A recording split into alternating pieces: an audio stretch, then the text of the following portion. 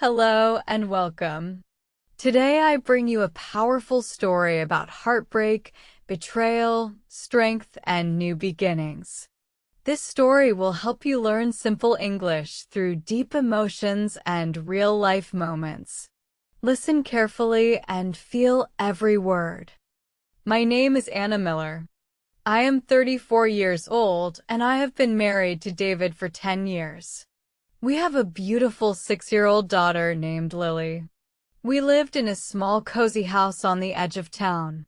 For a long time I thought we were happy. David worked as a salesman.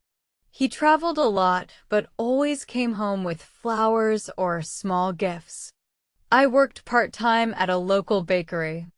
I woke up early every morning to make breakfast for the family. I believed our life was simple and safe. One rainy Tuesday evening, everything changed. David came home later than usual. His face looked tired and he avoided my eyes. He sat at the kitchen table and said, "We need to talk." My heart started beating faster. "I am leaving you, Anna," he said quietly. "I have met someone else. Her name is Rachel and I love her." The words hit me like cold rain. I could not breathe for a few seconds. "What about Lily?" I asked with a shaking voice. "What about our family and our 10 years together?" David looked down at the floor. "I am sorry, but I am not happy anymore. I packed some clothes and I will come for the rest later." He stood up and walked to the door. The rain outside was heavy. I grabbed his arm and begged him to stay. "Please think about our daughter." David pulled away gently and left without looking back. The door closed with a soft click. I stood there alone in the kitchen. My legs felt weak and I slowly sat on the floor. Tears came fast and I cried until I had no more strength. Lily was sleeping upstairs and I did not know how to tell her. That night was the longest night of my life. I kept checking my phone hoping David would call and say it was a mistake. The house felt empty and cold. Every corner reminded me of our old happy days. I felt completely broken. The next morning I had to be strong for Lily. I made her favorite pancakes and smiled even though my heart was bleeding. "Mommy, where is Daddy?" she asked with big eyes. "He is on a long trip," I answered softly. I did not have the courage to tell her the truth yet. Days turned into weeks. David sent a short message saying he wanted divorce. He left me with the house bills, Lily's school fees, and many memories. Friends tried to comfort me, but the pain stayed deep inside. I felt abandoned and worthless. One evening while cleaning the closet, I found an old photo album. Pictures of our wedding day, Lily's birth, and family trips made me cry again. Then I found something strange. Hidden letters from Rachel written months ago. David had been lying for a long time. Anger mixed with sadness inside me. How could he destroy our family so easily? I called my mother, who lived 2 hours away. She came immediately and held me while I cried. "You are stronger than you think, my dear," she whispered. With my mother's help, I started to face reality. I increased my hours at the bakery and learned to do small repairs around the house. Lily asked about her father every night. Each time I felt my heart break a little more, but I kept going for her. Money became tight. Some nights I ate only bread so Lily could have proper meals. I stopped buying new clothes and sold some old things online. The loneliness at night was the hardest part. The bed felt too big and the silence was loud. Then came another storm in my life. The bakery owner said the business was struggling and they had to cut staff. I lost my job. I sat in the car after the news and cried for a long time. "Why is everything falling apart?" I asked the empty sky. That same afternoon I saw a small poster at the community center. They needed a helper for a children's reading program. I applied even though I was scared. To my surprise, they accepted me. The work was not well paid, but it gave me hope. Working with children slowly healed my heart. Their smiles and innocent questions reminded me that life still had beauty. Lily started to smile more too. She made new friends at school, and I joined a support group for single mothers. In the group, I met other women with similar pain. We shared stories and cried together. One woman named Maria told me, "You are not alone, Anna."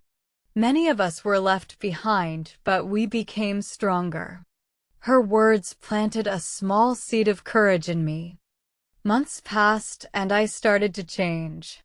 I joined free online English classes in the evenings. I practiced speaking every day, even when I felt tired. I read books to Lily and discovered I loved telling stories. Slowly, I began to feel like myself again. David finally came to pick up his things one weekend. He looked different and a little regretful. "How are you and Lily?" he asked. "We are doing okay," I answered calmly. For the first time, I did not cry in front of him. After he left, I stood in the empty room and took a deep breath. I realized I no longer needed his approval to feel worthy. I was building a new life with my own hands. The pain was still there, but it no longer controlled me. 1 year after David left me, something beautiful happened. The community center offered me a full-time position as story time coordinator. I was nervous, but I accepted. On my first big day, Lily sat in the front row smiling proudly at me. That evening, we celebrated with pizza and ice cream. "Mommy, you are the best storyteller," Lily said and hugged me tight. Tears of joy came to my eyes. I had survived the hardest storm of my life, and I was still standing. Looking back, I understand many things now. Sometimes people we love choose to leave. It hurts deeply and it feels like the end of the world. But their leaving can open a new door we never saw before. I learned that my value does not depend on being someone's wife. I am a mother, a storyteller, a strong woman, and a survivor. Real strength grows in the darkest moments when no one is watching. If you are going through heartbreak right now, please remember this. The pain will not last forever. You are stronger than you think. Take one small step every day and be kind to yourself. Now it is time to learn English from this story. Emotional stories help us understand real life and real feelings. Notice how short sentences can show deep emotions clearly. Practice them every day and your English will improve naturally. Thinking in English is a powerful skill. Start with simple thoughts like "I am hurt" or "I can do this." Shadowing is also very important. Listen to sentences and repeat them immediately to improve pronunciation and confidence. Do not be afraid of mistakes. Every mistake brings you closer to success. Keep practicing slowly and consistently. Your progress will surprise you one day. Here are some new words from the story. Heartbreak means deep sadness from lost love. Betrayal means when someone you trust hurts you. Abandoned means left alone. Courage means bravery in difficult times. Survivor means someone who keeps going after hard times. Healing means becoming better after pain. Divorce means legal end of marriage. Support means help from others. Worthy means you deserve good things. Strength means inner power. Try using these words in your own sentences every day. Review them regularly. Step by step, your vocabulary will grow stronger. Now let's do shadowing practice. I felt broken. He left me alone. The pain was deep. But I am strong. I can start again. My daughter needs me. A new life is beginning. Repeat these sentences with feeling. Speak slowly and clearly. Focus on emotion. You can do it. Keep practicing every single day. Thank you for listening to this story. I hope it gave you hope and strength. What part touched you the most? Had you ever faced a difficult goodbye? Share your thoughts in the comments below. If you like stories like this, please subscribe to our channel. We create emotional and educational content every week for English learners. Keep practicing English daily and never give up. You're stronger than your hardest days. Stay kind and keep moving forward. Goodbye and take care. See you in the next story. Always friends, goodbye.